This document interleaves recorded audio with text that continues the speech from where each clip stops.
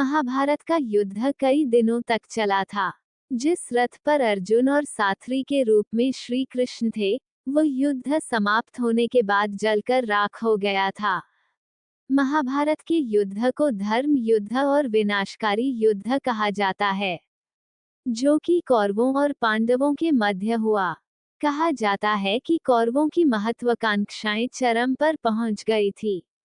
महाभारत के युद्ध को धर्म युद्ध और विनाशकारी युद्ध कहा जाता है, जो कि कौरवों और पांडवों के मध्य हुआ।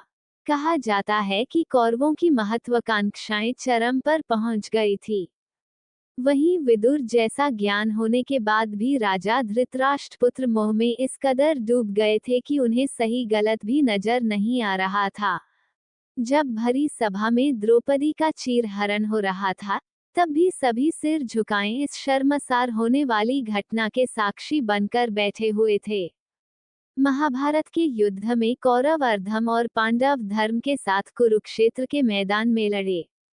महाभारत युद्ध के दौरान ऐसी कई विशेष घटनाएं घटित हुई जो आज भी लोगों के लिए शिक्षा, क्षेत्र, संदेश और उपदेश की तरह है। महाभारत युद्ध के मैदान कुरुक्षेत्र से ही गीता उपदेश की उत्पत्ति भी मानी जाती है, जो कि श्री कृष्ण द्वारा अर्जुन को प्राप्त हुआ था। लेकिन क्या आप जानते हैं कि महाभारत का युद्ध कितने दिनों तक चला था और क्यों युद्ध के बाद अर्जुन का रथ जलकर राख हो गया था? जिस पर कितने दिनों तक चला था और क्यों युद्ध के बाद अर्जुन का रथ जलकर राख हो गया था, जिस पर अर्जुन और उनके सारथी बने श्री कृष्ण सवार थे?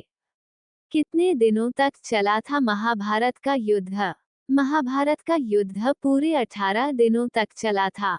ज्योतिषियों और जानकारों के अनुसार कलियुग के आरंभ होने से 6 माह पूर्व मार्गशीर्ष शुक्ल 14 से युद्ध प्रारंभ हुआ, जो लगातार 18 दिनों तक चला था।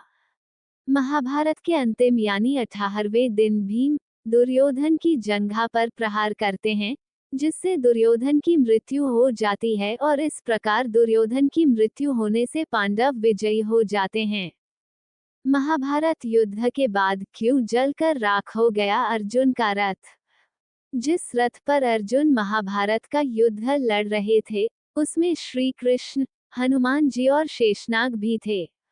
श्री कृष्ण के कहने पर अर्जुन ने हनुमान जी का आह्वान कर उन्हें रथ के ऊपर पताका ध्वज के साथ विराजित होने का आग्रह किया और श्री कृष्ण के कहने पर शेषनाग ने अर्जुन के रथ के पहिए को जकड़े रखा, जिससे कि शक्तिशाली शस्त्रों का भी रथ पर प्रभाव न पड़े। ये सारी व्यवस्था श्री कृष्ण के अर्जुन के लिए की थी, क्योंकि अर्जुन धर्म के लिए लड़ रहे थे। जब युद्ध समाप्त हो गया और पांडव विजयी हो गए तो अर्जुन ने भगवान कृष्ण से कहा कि आप पहले रथ से उतरिए, फिर मैं उतरूंगा।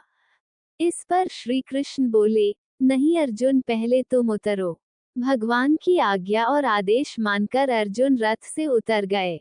इसके बाद श्री कृष्ण भी रथ से उतर गए। शेषनाग भी रथ को छोड़ पाताल लोक चले गए और हनुमान जी भी अंतर्ध्यान हो गए।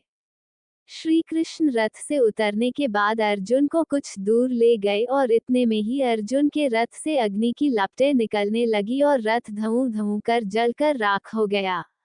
अर्जुन ने आश्चर्य होकर श्री कृष्ण से पूछा, भगवान ये क्या हुआ? कृष्ण बोले, हे अर्जुन, ये रथ तो भीष्म पितामह, द्रोणाचार्य और कर्ण के दिव्यास्त्रों के वार से बहुत पहले ही जल चुका था। क्योंकि पताका लिए हनुमान जी और स्वयं मैं रथ पर थे, इसलिए रथ मेरे संकल्प से चल रहा था।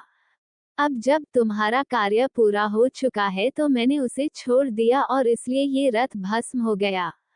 इस तरह की वीडियो देखने के लिए हमारे चैनल को लाइक शेयर सब्सक्राइब करें।